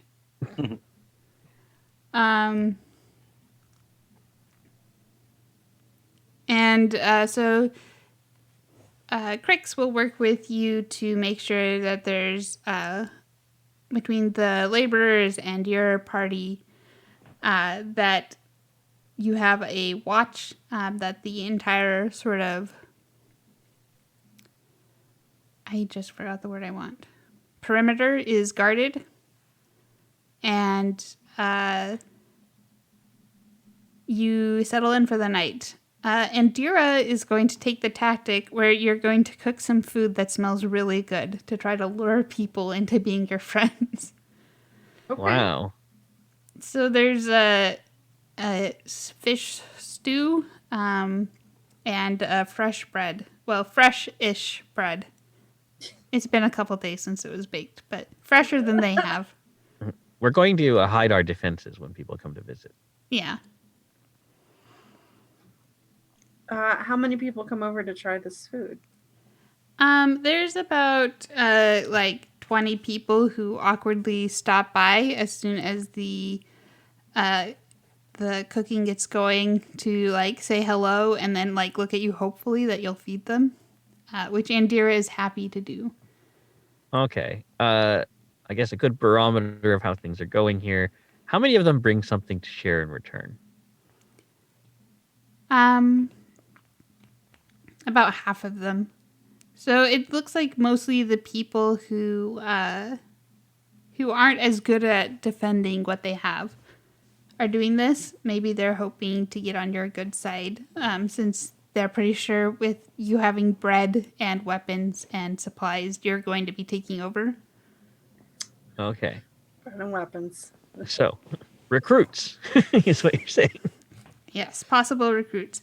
And once other people see that you're sharing food, they'll start filtering over as well. Okay. And what's the ratio of people who bring stuff versus people who just show up? About a third. All right. Gonna say, I kind of want Garrett to be a little bit out. Like he would have ate some food, but then as people start showing up, he's probably gonna kind of back out a little bit and it'll be a little more on the outskirts of the perimeter, kind of in between where our, I guess, base camp is versus the town, and kind of just try to be stealthed outside of the perimeter a bit, just watching things. All right. And I can do a stealth roll too if you want me to. Yeah, that'd be perfect. That is a 14 and I'm trained. All right. You are able to set up that perimeter. Okay. All right. I'd And then like to. over, oh, sorry. I was going to say, then over the mesh implant, which I believe we all have, Mm-hmm. I will pretty much let Rafaella and Rigel, or Rigel, Rigel, that's a weird pronunciation of it. An Rigel, accident. yeah, Rigel, roughly where I'm at, and I'm going to try to keep an eye on so that if it looks like some shadier people that might actually be having weapons, if they start filtering over. I am trained in lies or trickery. And what I am going to do is just try to get a read for people and how the community is doing. And maybe make us look a little, well, a lot less prepared to deal with attempts to take our crap. Isn't that entrapment? No. Bait cars are totally legal. And just like we're new here. We're just a bunch of scientists and explorers. Maybe I put the crossbow away. Wow, and I roll an 18, and I'm trained in lies and trickery. All right. So yeah, you're able to get information out of people. The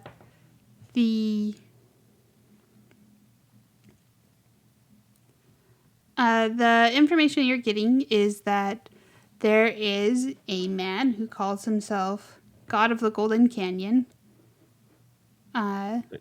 Good start. On the island of Akas. He is trying to take over the area, and so a lot of them are trying to avoid him, and he hasn't started bothering this island yet. So there's people who seem to be moving away from where he's taken over their homes to try to live here instead, since there's not a lot of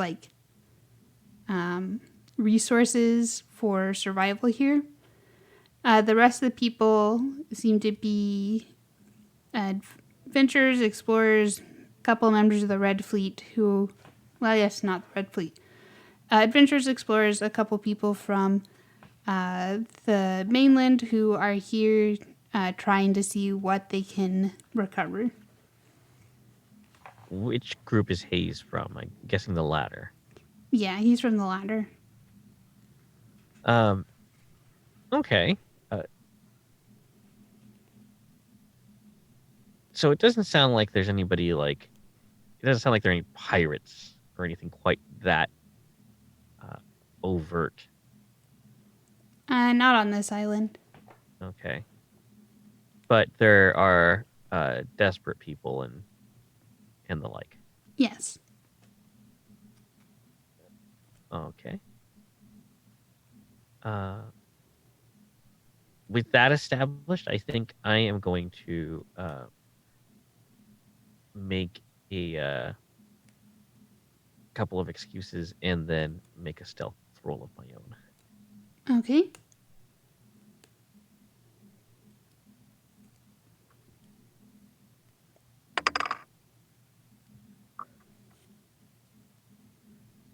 And I rolled a 16.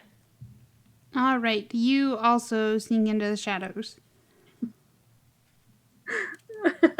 I would probably notice that both of my teammates have withdrawn from the socializing, and if I could do so, I would like to do the same. All right.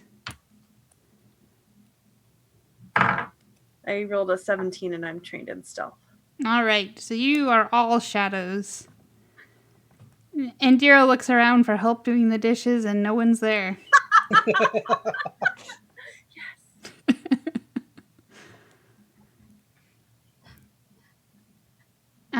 So the night goes on. People leave the camp, and then at around midnight, you see some shadowy forms sneaking back towards your encampment.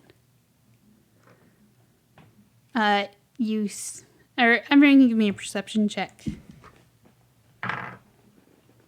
15. I got a 17 and I am specialized. Ooh. Wow. I got an 18. All right. You all see the glint of the light in against Festin, Mayor Hayes's white hair. But he seems to have about 10 men with him. And they're trying to move tactically to position themselves to take out the sentries and the like before claiming your goods as their own. Did we all see that, or just? So everyone sees. Sorry, I should have it be everyone sees the 10 people. Garrett, you're able to distinguish that one of them is Festin. Fectin. All right, I will over the implant say, we got around 10 people heading their way, and one of those guys is the mayor, Fecton. So, I didn't I spot guess- him. Which one is he? look at the heads. His hair's glinting in the moonlight. Wow, you should really do something about that. I mean, honestly, if you're gonna stealth around at night and you have white hair like that, just like put a black scarf on or something. All right. You got let's see, buzzer, crossbow, and onslaught on Fectin. Yeah. But works to me. All right. I'll start the count. All right. All right. 3, 2, 1, shoot.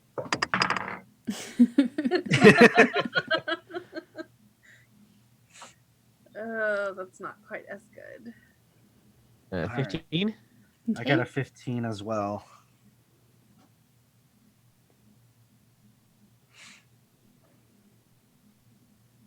Oh, Megan. Hmm. At least in the old Cypher rules, attacking from ambush gives you a plus 4 levels boost, I think. Okay. What did you get, Shauna? Got a 4 + 1 asset for being stealthed. All right. I'm gonna give you guys an asset for attacking from stealth as well. Just overall because they're completely unaware that you're there. So you all hit. All right. Sweet. So Awesome. How much damage are you doing? My buzzard, since I didn't say I was doing effort for damage or anything, just does measly 2. Okay. 4 here.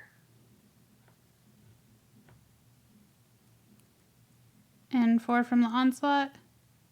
From the onslaught, because I get 2 additional because of my surprise attack ability. Nice.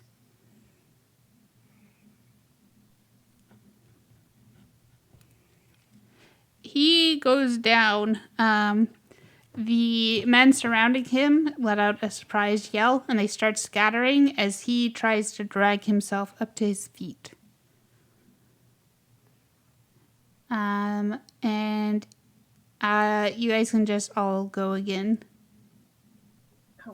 No one's going to help him, and he's pretty badly injured. So you guys can decide what you want to do. Going for someone. I'll try to take him out. Okay. With a 12. 12 will hit. 4 more points. All right. His desperate, blood-soaked hand that was dragging him through the sand drops dramatically, and he stops moving. Do the other guys keep going? No, they're running back towards the shanty town.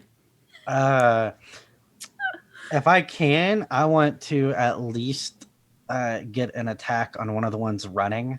Okay. Back to the shanty town. Not to like. I'm going to do an attack roll to damage, but I don't plan on killing him. Just enough so that like next day, if we see the villagers out and about, he should be injured or limping enough where I at least know that's somebody to keep an eye on. Oh. Okay. I'm going to make this a level more difficult, just Okay. for the sort of called shot nature. Okay.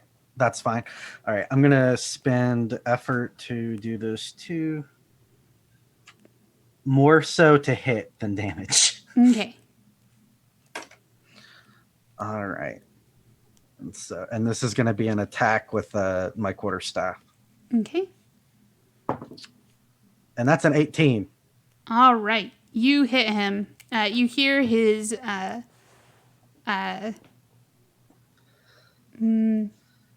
let's go with like arm snap.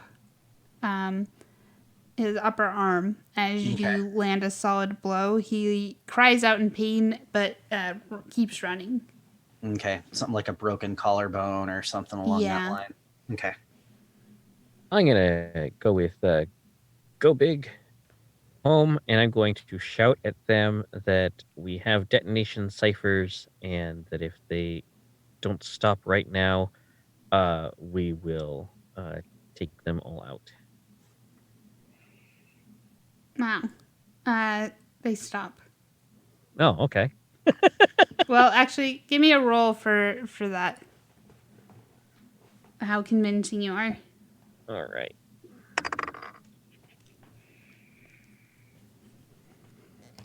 All right. First, tactical use of XP. As Megan laughs at my now inability to use that for advancement, but I did roll a nat 20 on the reroll. Wow. Nice. Ow. They all freeze. Wow.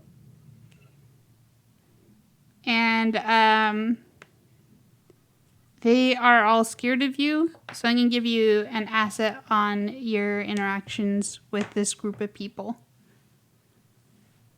All right. I'm going to tell them to put their hands up and march back to the camp. They do. One of them does not. His arm is broken. I'll walk behind the one with the busted arm, but I'm gonna have like the trying to think, not the pointed, the end of my quarterstaff in his back, like I'm pushing him, making him think that it's like some type of a maybe artifact weapon or who knows what in his back that I could just pull a trigger at any moment. He doesn't know it's a quarterstaff. Yeah. It hurt a lot, so you don't know what it can do. Exactly. All right. So we have 10 prisoners. I guess we have an island now. Yeah. So we take them apart, or take them off one by one and interrogate them and see who they are, and were they Hayes' gang? Were they just local toughs? Were they opportunists? Were they particularly hungry? They could have asked for seconds. Had plenty of leftover stew. Yeah. They were mostly people who came over with Hayes. That he told them that you were here to threaten their control of all the treasure here on the island. So they were just looking out for themselves. Right. Okay. Uh-huh. They don't really realize that that's not maybe the best excuse. Yeah. They're really sorry, and you're obviously in charge now. Yes, we are. How much of what happened at the Lost City do we know about? I guess nothing, really. Nothing. Well, let's tie them up and then arrange for a command conference. Ask the Orate and Karanon to join us. All right. My metagaming solution for this problem. So, does anyone have a solution that isn't, shooting them in the back of the head, but also isn't letting them go to find out, to come back and be a pain in our side later? I don't think keeping them around would be a great idea because, well, look at them. It's always good to have people working here. Well, yes, but they're likely not going to be doing the best work, and they'll be looking for any opportunity to escape. Probably go and tell that god of the, what is it, Golden Canyon. Golden Canyon? Man, sounds like a name someone you'd use for a terrible buffet. But yeah, I don't think I don't think they'd be remotely trustworthy, and they'd be downright they'd be untrustworthy at best and dangerous, more likely. Anybody have any ideas? I mean, can we just put them on the submarine and send them back? Yeah. Karanon, you have anything? I could take them to the Lost City or Morinal or Kai. You just have to tell me where you want me to take them. We should send them to a place that has the infrastructure to deal with their petty crimes. Because here... We don't have that. We don't have that yet, yeah. Yeah, we have, okay, don't do it again, or, we shoot you in the back. Or we kill you. And that's really not a great basis for establishing a community of trust in science. Yes, it really isn't. So do you think Glorina would be able to handle them? Morinal might be better. They're a little strict there. They have a lot of cells, but I think they can manage it. Then... I think Morinal would work too, because it's so far down in the depths. Unless they manage to escape their way onto some other submarine or something, it's not something that they can just hop out a hatch and swim to the surface. Yeah, that's not going to happen, especially since a bunch of Morinal itself is actually a water environment anyway. Yeah. They break out of their cells and then immediately drown. Well, I will take them there. You should know that the complex probably won't be the biggest fans of you dumping your problems off on them, but I think I can talk them into this for this time. Yeah, tell them that we just arrived here and we're just trying to get settled, and we will establish a means for handling this situation in the future. This is literally our first night here, though, and we just don't have the means yet. It's my first day. Yeah, I don't think tossing them in the volcano would be the best strategy right here either. Yeah, that would establish a bad precedent. Oh, but it'd be real intimidating. You should think about having that on your list of punishments. You know, if we need to, if we ever do introduce capital punishment, right there. Also, the thing's transparent, so you could see the. Perfect. Karen's on board. Karen's been on board with a lot of bad ideas in her lifetime. So yeah, besides for the conflux, free cheap labor, or not free cheap labor, free prison labor. No, we mostly just keep them locked up. Oh, okay. Well, no, I don't know then. Maybe the Amber Clave, I'm sure, will pick up the expense. All right. Well, I'm sure Setha will be happy to bill you for it.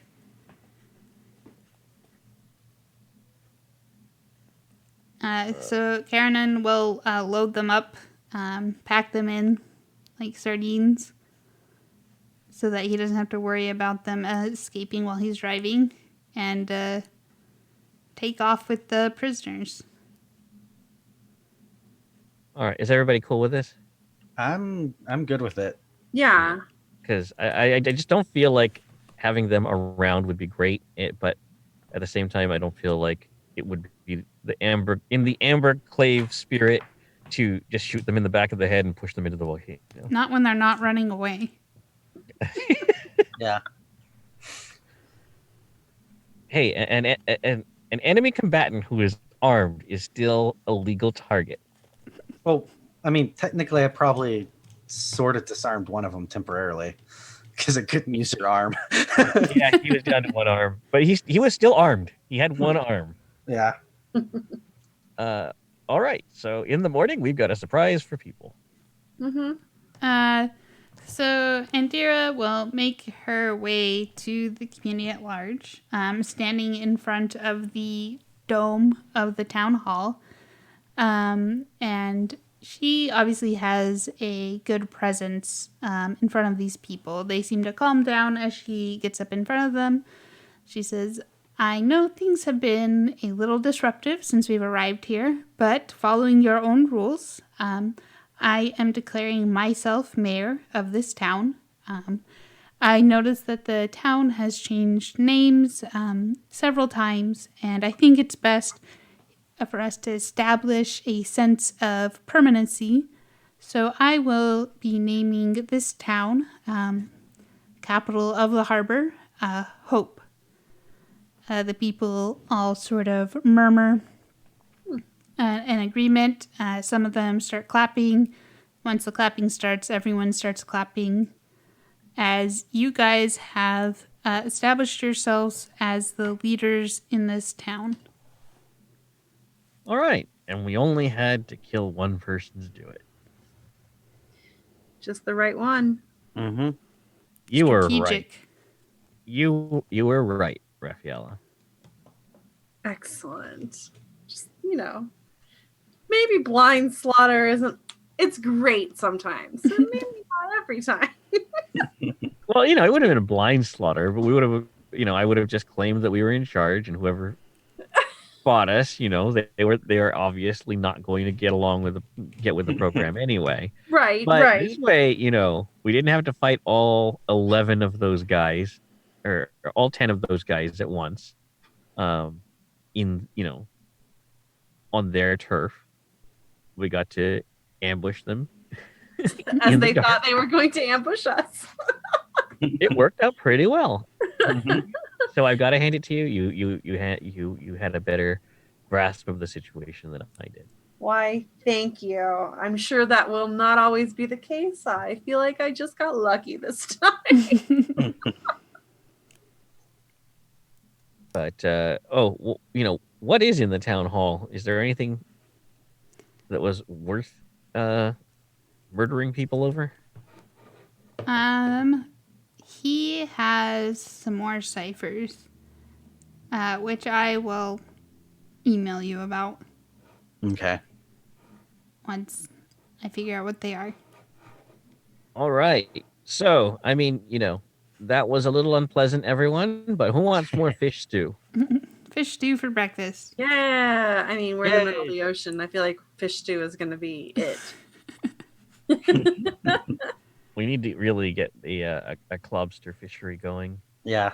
Yeah. Add that to the to-do list. Add it to the to-do list. Yep. Also, All we right. need to build something with like a proper oven so we can bake more bread.